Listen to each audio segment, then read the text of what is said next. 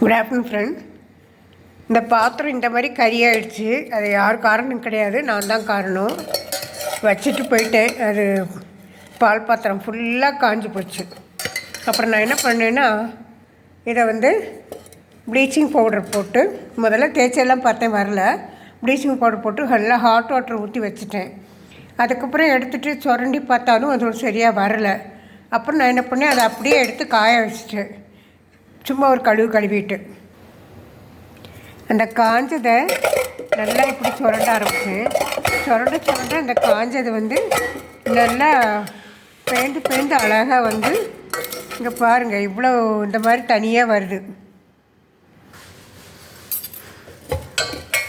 பாருங்கள். நிறைய இடத்துல நல்லா வெள்ளையாயிடுச்சு. இன்னும் கொஞ்சம் தான் இருக்குது.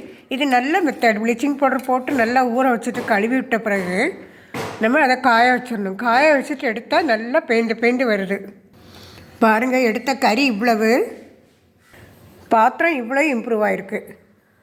நான் முழுசும் சுரண்டி முடிக்கிறதுக்கு கொஞ்சம் நேரம் ஆகும். உங்களுக்கு காட்டுறதுக்காக நான் இதோட ஸ்டாப் பண்ணிக்கிறேன்.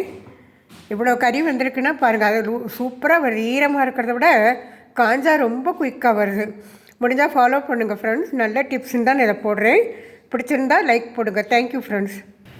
இந்த மாதிரி கரண்டி எடுத்துக்குங்க, சரியா?